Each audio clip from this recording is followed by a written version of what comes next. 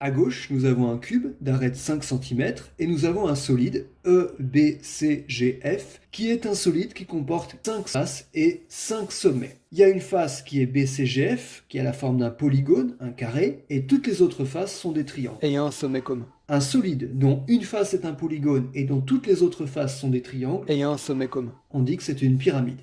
Ici, nous avons donc une pyramide dont la base est BCGF. C'est une pyramide à base carrée. Le sommet E, on dit que c'est le sommet de la pyramide.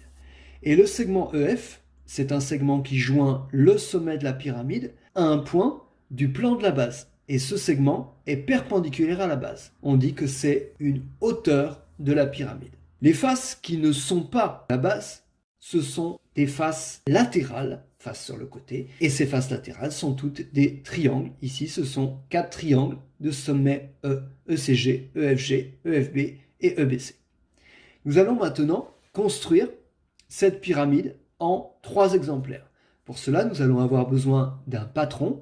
Ici, j'ai réalisé le patron de la pyramide EBCGF. Comment réaliser le patron de cette pyramide? Commençons par la face la plus simple, par la face qui est la base, le carré. J'ai commencé par construire le segment BC, 5 cm. Ensuite, j'ai tracé la perpendiculaire à BC passant par B, à l'équerre, et j'ai reporté la longueur BC ici. Et ensuite, j'ai terminé ma construction du point G uniquement au compas, en reportant cette longueur ici, avec 2 arcs de cercle. Maintenant, construisons la face qui se trouve au fond, EFG. Quelle est la nature de cette face? C'est un triangle rectangle en F et également isocèle en F. J'ai donc construit la perpendiculaire à FG passant par F. J'ai reporté la longueur FG ici. J'ai donc obtenu le point E1. Ensuite, j'ai joint les points E1 et G pour obtenir le segment E1G. De la même façon, j'ai construit le triangle E2FB qui correspond à la face EFB qui est ici. Maintenant, nous allons construire le triangle EGC. Alors, que peut-on dire de ce triangle?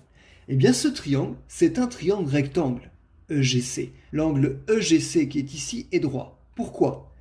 Le segment EG fait partie de la face qui se trouve au fond, la face EFGH. Et le segment CG, c'est une arête du cube qui est perpendiculaire à la face du fond. Donc, CG est perpendiculaire à EG. J'ai donc construit la perpendiculaire à GC passant par G.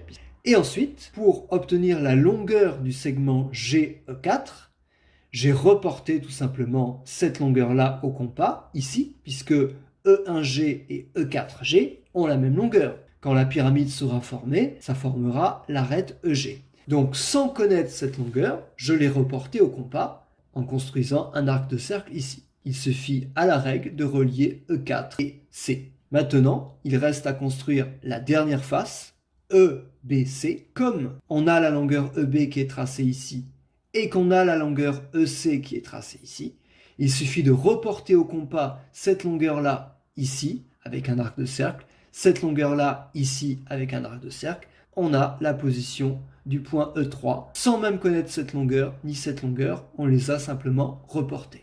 Voilà pour la construction du patron. Voilà.